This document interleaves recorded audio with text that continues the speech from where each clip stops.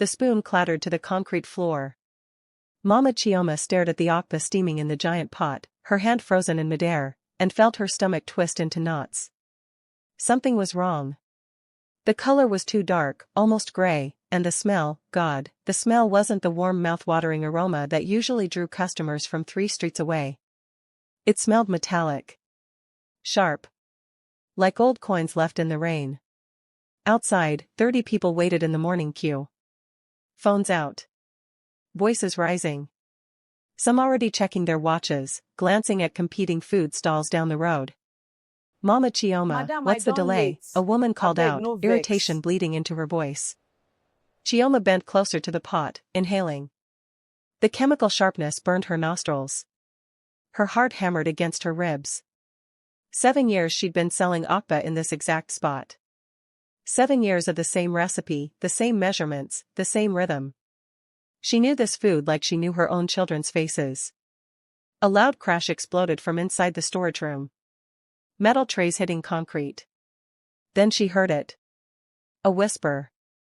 Cold and clear, right beside her left ear though no one stood within 10 feet of her. Don't sell that okpa. Chioma spun around. Empty space. Just the morning sun cutting through the narrow alley between shops, the distant sound of market traders hawking their wares, the impatient shuffling of feet outside her window. Mama. A woman banged on the serving counter. Some of us have work. Chioma's hand shook as she reached for the stirring spoon. Maybe she was tired. Maybe she'd added too much. The door burst open with such force it slammed against the wall. A boy stumbled in, maybe 12 years old, his school uniform soaked with sweat, chest heaving like he'd run a marathon. His eyes were wild with panic. Mama Chioma, he gasped, bending over, hands on his knees. I saw him. I saw the man. What man? Calm down, what are you? Buy your ingredient bowls.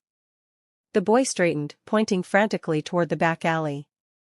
A tall man in a black hoodie. Mama, I saw He someone was bending pour over something your in the bowls, pot. the ones you left covered outside. He poured something inside and ran. The shop went silent. Even the queue outside pressed closer to the window, their complaints forgotten. Chioma felt ice water flood through her veins. The bowls. Her ingredient bowls that she'd prepared at 4 in the morning, left covered in the back alley while the okpa steamed. The palm oil. The ground crayfish. The seasoning mix. What did he look like? The woman who'd been complaining seconds ago now had her phone out, recording. Tall. Black hoodie. He kept looking around like he was doing something bad. The boy wiped sweat from his forehead. When he saw me watching from my window, he ran toward the main road. Chioma didn't think. She ran. Her wrapper nearly tripped her as she burst into the morning market chaos. Behind her, the sound multiplied, footsteps pounding, voices shouting, the entire queue transforming from annoyed customers into a hunting party. The pepper seller abandoned her table. The phone repairman left his shop wide open. Even Mama Ejiro, who sold soft drinks and never involved herself in anyone's business, joined the chase. There, someone screamed. By the transformer. Chioma saw him. Black hoodie. Tall. Moving fast but stumbling, his head whipping back to check how close they were.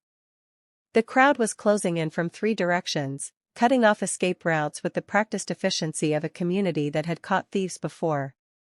He tried to vault a low fence and crashed hard on the other side, his hoodie tangling in the wire mesh. By the time Chioma pushed through the crowd, 20 people had formed a tight circle around him. Nowhere to run. Nowhere to hide. She shoved to the front, her chest burning, sweat pouring down her face. And then she saw him. Emeka? Her former helper. The 19-year-old boy she'd trained 6 months ago. The one she'd taught every secret of her okpa recipe.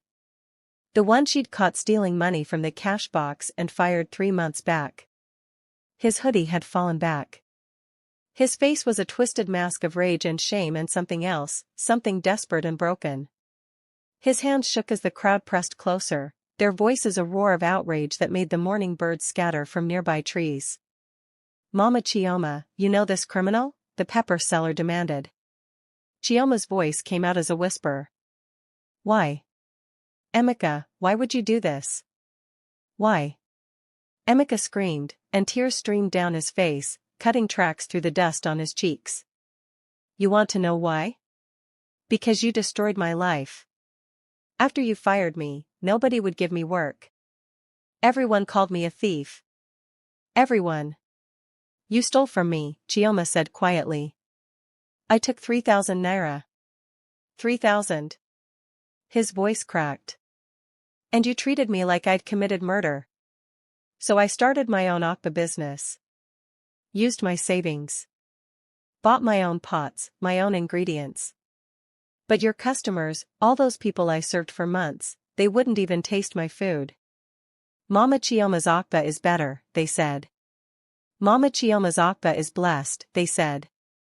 The crowd murmured, shifting uncomfortably. Some faces showed understanding.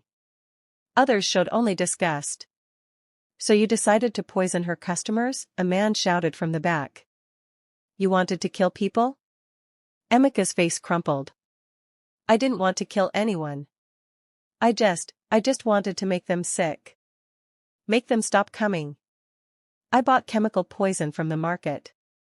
Just enough to give them stomach problems. I thought if people got sick from her food, they'd come to me instead. I thought, his voice dissolved into sobs.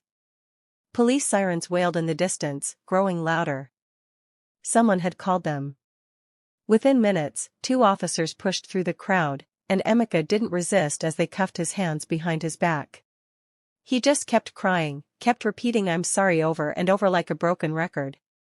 Chioma watched them lead him away, his sobs echoing down the street, and felt something inside her chest crack open. Not pity. Not quite. But a strange, heavy sadness that tasted like ashes. She returned to her shop in silence.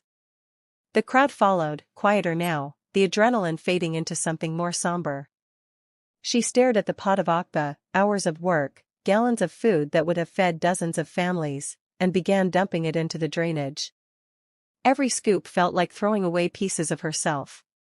That night, sleep was impossible. Chioma lay in bed staring at the ceiling, watching shadows dance across the concrete, listening to her husband's steady breathing beside her. But her mind wouldn't stop replaying the day. Emeka's face. The twisted rage. The chemical smell. The whisper. Don't sell that okpa. At 2 a.m, she gave up. She slipped out of bed, wrapped her nightgown tighter against the cool air, and walked the 3 blocks to her shop. She couldn't explain why. Something pulled her there, an invisible thread tugging at her chest, refusing to let go. The street was empty. Silent except for the distant bark of dogs and the hum of the transformer. She unlocked the shop door, and darkness swallowed her whole. Then the smell hit her. That same metallic sharpness from the morning, but stronger now. Suffocating. Her eyes watered as she fumbled for the light switch. The bulb flickered on. And Chioma's breath caught in her throat. The ingredient bowl, the one Emeka had poisoned, the one she'd left in the corner meaning to throw out, was glowing. Not brightly. Just a faint red pulse, like a dying heartbeat, emanating from inside the covered container. The whisper returned. Louder this time. Vibrating through her skull like it was coming from inside her own head. Don't touch that bowl. Chioma backed against the wall, her legs trembling so badly she thought they'd give out. The glow pulsed. Once. Twice. 3 times. Like something breathing. A knock at the door made her scream. Sister Chioma, it's Pastor Namdi. Please, open the door. Her hand shook so violently she could barely turn the lock. Pastor Namdi from the church 3 streets over stood there in his pajamas and slippers, a Bible clutched against his chest, his face grave in the dim street light. Pastor, what are you? I was praying, he said quietly, stepping inside without waiting for invitation. And I felt God pull me by the collar. Literally felt my body turn toward your shop. I tried to ignore it. I tried to go back to sleep. but the pull got stronger. His eyes swept the shop and locked onto the glowing bowl. Until I got here. He approached it slowly, the way someone approaches a coiled snake. He didn't touch it. Just stood there, lips moving in silent prayer, his Bible held out like a shield. After what felt like an eternity, he turned to her. His face had gone pale. Sister Chioma, this substance carries something that isn't just human. Yes, it's poison. Chemical poison like the boy said. But something else was mixed into it. Something that was meant specifically for you. What do you mean? Chioma's voice came out as a whisper. I mean someone paid. Pastor Namdi was cut off by a sound that made them both freeze. A scream. High-pitched. Terrified. Coming from the direction of the police station 2 blocks away. They ran. Chioma's slippers slapped against the asphalt as they sprinted through the empty streets. The screaming continued, raw and desperate, the kind of sound that didn't seem human anymore. The police station was chaos. Officers shouted into radios. Someone was crying. Paper, revealing raw bleeding flesh underneath. His veins bulged black against his neck and arms, writhing like worms beneath the surface, spreading from his hands up toward his face. Get a doctor, an officer screamed. Call an ambulance. But Pastor Namdi stood frozen, his face drained of all color. It's too late, he whispered. Emeka's screaming stopped. His head turned toward Chioma with a movement that was too smooth, too controlled. His eyes had changed. They were completely black now. No white. No iris. Just endless black that seemed to swallow light. His mouth opened. And the voice that came out wasn't his. It was layered, echoing, like 3 voices speaking in unison from somewhere deep underwater. Wrong vessel. Wrong blood. Wrong light. Then he collapsed. His body went limp, and the black faded from his veins like ink dissolving in water. The cell filled with the stench of burnt metal and something else. Something rotten. An officer checked for a pulse. His hand jerked back. He's dead. The ambulance came. The coroner came. Officers filled out reports with shaking hands, writing down unknown medical emergency because what else could they write? But everyone who'd been in that room knew what they'd witnessed wasn't medical. Dawn was breaking when Pastor Namdi finally pulled Chioma aside. That poison was cursed, he said, his voice barely above a whisper. Someone paid to have darkness mixed with death, aimed at you specifically. But curses need the right target, Sister Chioma. They need the right blood, the right spirit. He looked at her with something close to reverence.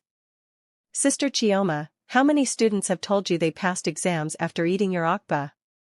How many pregnant women craved your food and delivered safely? You think that's coincidence? You pray over those pots every single morning. Chioma's eyes filled with tears. She'd never thought about it that way. She just made okpa. Darkness wanted you gone, Pastor Namdi continued.